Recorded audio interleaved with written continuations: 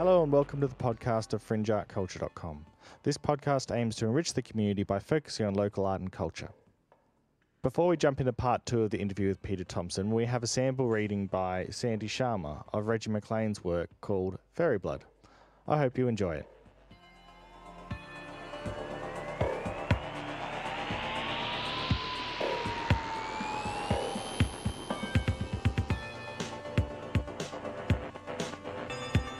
I've been at work upon this geometry of four dimensions for some time. Harsha lifted the straps of her heavy backpack, trying to ease the discomfort in her shoulders. Doc Brown called you a crypto-something. What is that exactly? Cryptozoologist, Zeeb, her bush guide, answered without looking back. Cryptozoology is the study of creatures whose existence is not proven. Cryptic creatures. And you specialize in Sasquatches? She came close to adding a sarcastic, "Ever find a real one?" but caught herself. No. Okay. But you usually do Sasquatch hunts, right? Yes, but I don't study them. I just find them for tourists. In the off-season, I study other species. Like what? He stepped over a large fallen log, turned, and held out a hand to help her over. Not fairies. Harsha decided an eye roll wasn't amiss. A glint in Zeeb's eye told her he not only caught the gesture, he found it amusing to tease her. Fine, let him be cryptic, like his Sasquatches or whatever. Her shoulders ached and her stomach grumbled. Can we stop for lunch? He checked his watch. Yeah, we can take a break. She thumped the log to check for stability before sitting on it, then fished 2 granola bars and a large bag of trail mix from her pack. Zeeb pulled a bag of jerky from his pocket and sat next to her. They munched without talking. Zeeb alternated between slipping glances in her direction and staring into the woods as if he saw fascinating shapes among the green and brown patchwork of the flora. Harsha let her eyes wander around the area while she ate, but kept them away from him while her irritability lasted. She felt better by the time she finished her bar and started on the trail mix. Want some? No thanks. So, you hunt Sasquatch for tourists, and you're not into fairies. What is it you do study? Mostly Homo lichens. He uses Latin names. Yet more evidence of how crazy he is. Oh well, I'm the one paying to find a fairy. Might as well take it seriously. Do you find many up here? Zeeb's eyes met hers, hesitant for a change, and speculative. Why are you here? To find a fairy. Like I told you, several times. Do you believe in them? She pretended to look for a particular nut in her bag of trail mix while she wrestled with a clash of impossible hopes and crippling doubts jostling her belly. She could point out she paid him $30,000 up front with a promise of another $30,000 to find her one. That's proof enough of belief, right? If I say no, will one of them drop dead? Not if you clap. She put away her trail mix and clapped. So why are you here? She wanted to change the subject. Better yet, she wanted to go back to camp. I need to find a fairy. But you just said I need to find one. It doesn't matter whether I believe they're real or not. I have to believe in them and I have to find one. Appalled at herself for blurting so much, she added, Please don't ask me to explain. His eyes locked hers, searching. She wanted to squirm out from under his gaze, but it challenged her to hold her ground. After a minute, he nodded and stood.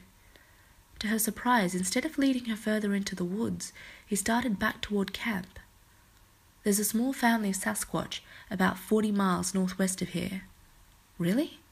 She stopped her tracks, not sure whether to scoff at his words as an obvious joke or take them at face value. You're not putting me on. You can talk to them. He offered a hand. Realizing he thought she stopped because she found some obstacle, she walked on. My brother thought you got a buddy to put on a Wookiee suit. He chuckled and let his hand drop. Good idea. I've had some real pain-in-the-neck clients who deserve to be fleeced. I'm not sure I could live with myself, though. You could claim to be a were-Wookiee? You mean change in the light of a full Death Star? His eyes glinted with mischief. Nah, I'll stick to honest business. I like to give my clients their money's worth. Think you can get me my money's worth? I'll try. Fair enough. sometimes.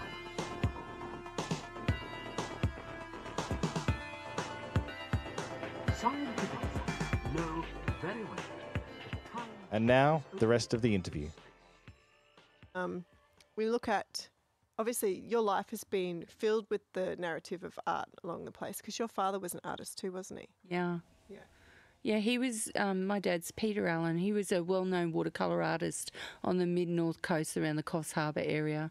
I mean, if you I go think I've heard of Peter Allen. Well, I've heard of a Peter Allen. Yeah, not that. I was really glad to get married because I was the still call Australia girl, like girl all through school. And yeah, no, I was really happy to get married and change my name from Allen to Thompson. But yeah, he went to the Julian watercolour school in Sydney, so probably the premier watercolour school in Australia, and his paintings would be sitting probably in every doctor's surgery, I think, up and down the mid-north coast. He was quite prolific, and he was a landscape artist. And it was interesting that I have some of his works, and now they're foxing. And they're the most amazing one that he did, which was all in greys, and he painted a cyclone as it came down the Coffs Harbour coast. He painted in 15 minutes, and it's the best painting he ever did, I think. It's completely foxed and ruined. Sorry, I'm not sure what. Oh. So foxing, like if you knew scrapbooking, Grant, no. Foxing is where the lignin, it's not archival or acid-free paper, and the framing materials that were used, like the mat board, was also not archival, even though he was told that it was. So what's happened now is he's got these little rust spots all over the painting, which would cost I've priced it to cost an arm and a leg to restore. Yeah. And he lives at Nambucca Head, so it's kind of a salty on the sea place, so which is also not great for art, that kind of art either. Yeah. So yeah, he was. And so my first dabble into fine art was watercolours. I didn't have enough money to buy really good watercolours because they're hideously expensive. And I started doing it, but I did it different. And, of course, I'd ask my dad for his critique and he'd say, that's rubbish. Like constantly, you've got a problem. Your painting's really good, but you've got a problem with your composition, or your composition's really good, but your painting's rubbish. And so we would keep going through that. And then that number one painting that I did in mixed media that was fine, I considered it fine art, was Bark 1. That one that you have issues with. Yeah. For some reason, I don't know if anyone's seen this on the blog post, but for some reason it makes me angry and I don't know why. Yeah. So that started out as a watercolour painting on a special watercolour canvas. So those canvases are have primed for watercolours. And I thought, oh, wow, I don't have to frame it and cost, the earth. But then I didn't get what I wanted out of it. I couldn't create crackles and I couldn't create, I couldn't create what I wanted to create out of it. And my kids had attacked that tree, and all of the slashes you see on there are from them attacking it with sticks and sharp objects. So they've actually scarred the tree right up and down the tree. And so I wanted to bring that out, but I just couldn't create it. It was probably because I didn't have the skill, but I also wanted it to be just that little bit deeper. Like I wanted it to either come out a little bit or be a little bit deeper. And so that was my first foray into mixed media fine art, and I loved it. Yeah. And I thought, yep, never going back. And I love the idea that in my Eyes in a Blanket painting, a lot of what's in those eyes is pencil. Yeah. Yeah. So you've got a lot of different things that you use, but I love using different pencils to put the striations in the eyes because they do it, I think, better than anything else. Yeah. Yeah. So what are your favourite, I think you mentioned on the blog that it was charcoal that you really love to work with as well. I love, and it's just like, Don it's very Ward, visceral, isn't it? Yeah, it is. Yeah. Yeah, it's like I could pick up a burnt piece of something and draw with that, anywhere. I could be on a desert island and I could burn some sticks and draw with that, on a cave, So I like that kind of, although I have some really refined charcoal, So I'm not completely, pick up a burnt stick and I'll sit and burn it and do that. No, I'm not completely like that.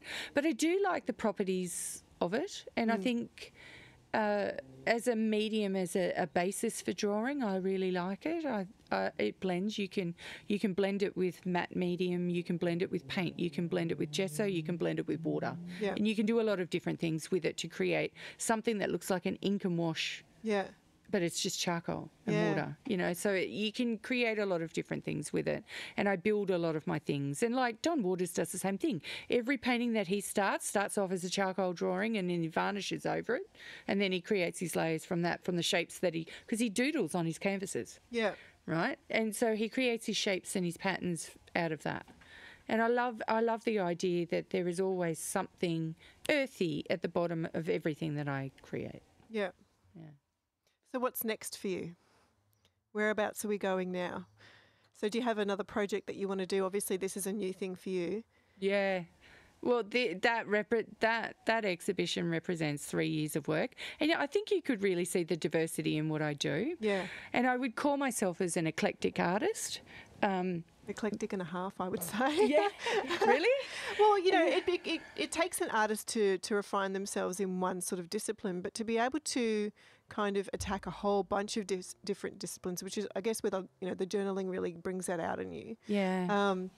And you do so much of it very well. Like some people would be able to go, I'm awesome with acrylic paint, but I suck with charcoal. Yeah. Whereas you seem to be able to be very, fluent and you put a lot into it, obviously. But yeah, it comes yes, across my husband would say yes. To the detriment of everything else, I think. But it becomes very addictive.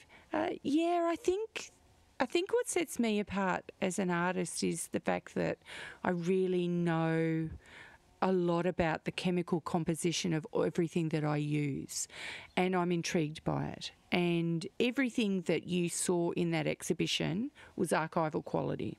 Yeah. The watercolours were the best on the market. The twigs have been sealed. Like the glues that I've used are non-corrosive, and I've investigated the chemical properties of everything I use rather than just being slap happy about it. Yeah. Which is a hallmark of mixed media in inverted commas now. And as I teach mixed media around the traps, people say to me, that's not what I thought mixed media was. And my watercolour paintings are mixed media because they're ink and watercolour. Yeah. But my twig canvases are also mixed media, but they're, acrylic and twigs. So mixed media just means about using 2 different things or more, or 50 different things, all in the one painting to create the effect that you want to go with. And it's not a particular style, I would say. For me, then, what I'm going to next, I've been invited by an internationally renowned National Geographic photographer to paint a series of Mouse Kingdom paintings based on his photographic series called The Mouse Kingdom, which was an hour and a half that he spent in India in a mouse-infested place, and he produced some of the most amazing photographs in that. I did one of that one photo of the year, so it's a little mouse popping out of a hole in a wall, and the colours were very rich and beautiful in that, and I finger painted it. And I said to him, it's again journal page, but I posted a photo of that on his page, his photography page, and he said, "Oh my God, I love that. I can't wait to see what you do next," which was amazing. Like, I didn't even think that he would notice it. So then I said to him, I'd like to paint more, but this was just a journal page. I'd actually like to paint like really big framed works for this, again, finger painting. And he said, you can do whatever you like. You can do my portraits, because he's really a portrait photographer. Yeah. You can do my mice, and you can use my name, and we'll have a joint exhibition. So, and he's Polish based. Oh, yeah. So I'm really excited about that. Yeah, that's awesome. And I also have some concept works. The connections pieces were a series of concept works for something that's going to be really different coming up in the future, and that'll be called poles, and all of those works will look like poles. So it will look really, really quite different when you walk in, to not just see things on a wall. There'll be things that you walk amongst. Yeah. So yeah, I've got a lot of different ideas, and some exhibitions coming up. So yeah, I'm exciting. excited about that. Yeah, it's kind of opening up. Yeah. So where do you think, because obviously in our opinion and the stuff that we've found is that there's a lot of awesome artists in this area with a lot of talent like yourself, and there's a need for, I think, a lot more sort of public engagement with it across the board. Where do you see Logan art being in the next sort of 5 to 10 years?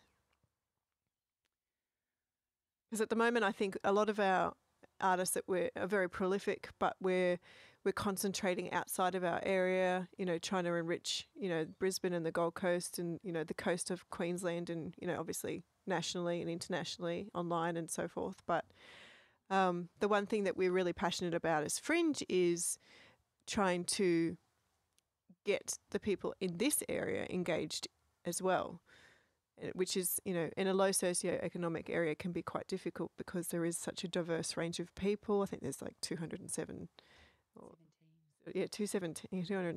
different ethnicities, and to kind of highlight. We also don't have the same population density as some of the biggest cities. Yeah. So we're kind of more spread out as well. So trying to get people to events. There's pockets of things going on, but they're not sort of unified in a way. And I'm very much, where do I see it going? I would like to see movements like yours increase, and I would like to see more of them. Yeah. And I would like to see them across the wide range of the arts. And I like the idea of taking art to the masses, because art is a reflection of the cultural essence of who we are in any given generation at any given point in time. And if you have a look at the art collections around the world today, they are sometimes the only historical representation of that culture that we have. And that's true. And so art is absolutely critical, all forms of it, the writing, the singing, the dancing, the recording of those things, the paintings, the sculptures. They're critical for us as a nation to record this time in our history, but also to comment and create change. Yep. And to prick social conscience, and to also bring pleasure. And the first thing that we as a Western society lose when all we do is focus on economy and economics is we lose the arts. And you see arts funding slashed right across the board in all sectors of the arts funding, because the governments don't see the need for it. It's an intangible value.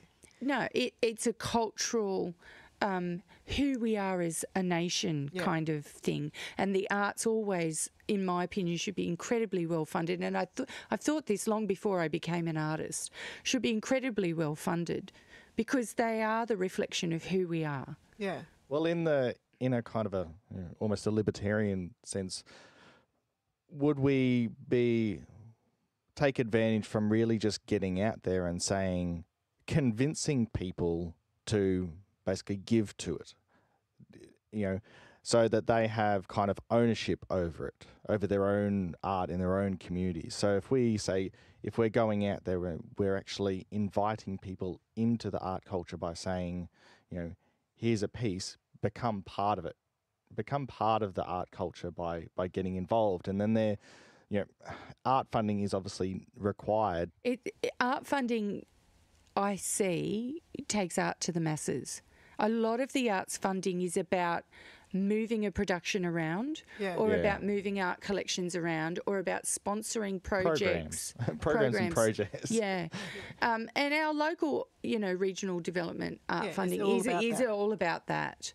And it's more about then using it wisely, and if you're as art becoming educated as arts practitioners to use those things. I think we're all different as artists as well. So some are very introspective and insular and very shy and really they just want to paint and be left alone. And then there are people like me that art is an expression of their community engagement and the stories that I come across in my life and those around me. And I want to see arts hubs, like ideally in this centre.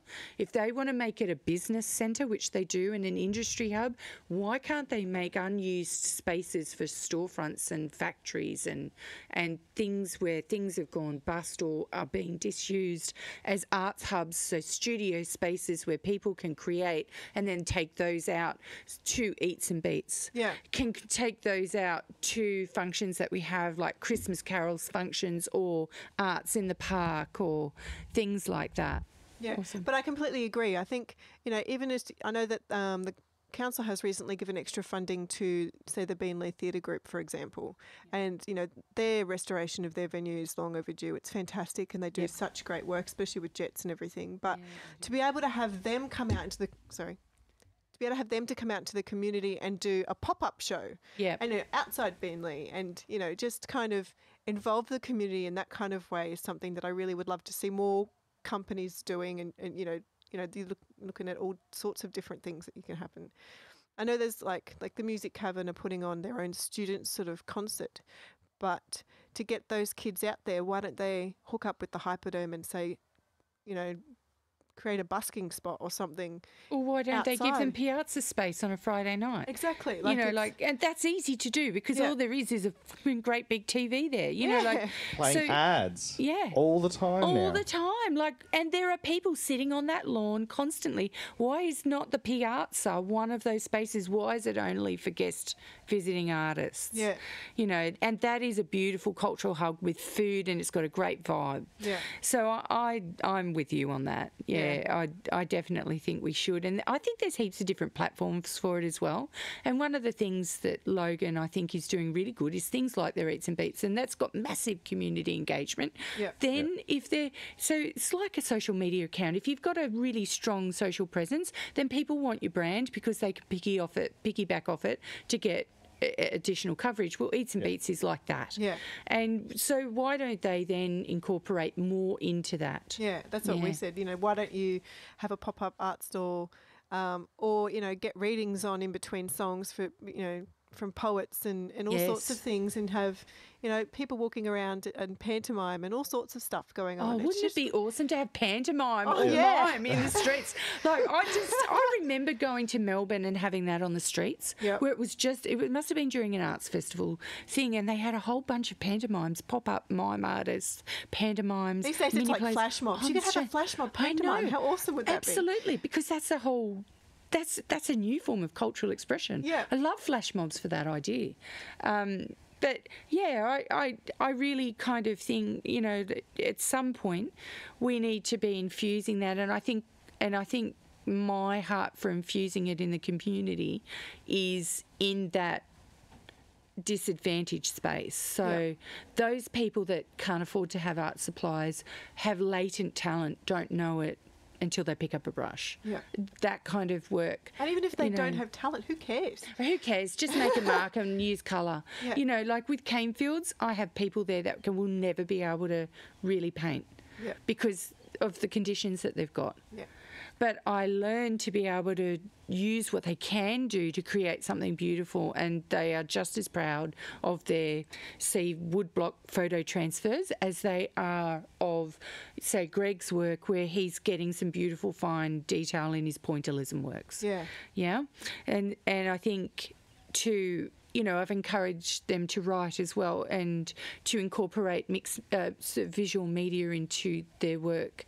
So, we'll have we're having an exhibition in September. They're having, at Able Gallery, there'll be an exhibition and it's kind of Disability Month. So they're having all different types of disability sectors exhibiting artworks that month. Oh, good. Yeah, I know, right? I'm really excited about the fact that the Logan Artists Association are actually going to be supporting some different facets of the community that you would call fringe or outsider art. Yeah. Yeah. And outsider art is actually a term for art created within the mental health space. Yeah. Yeah.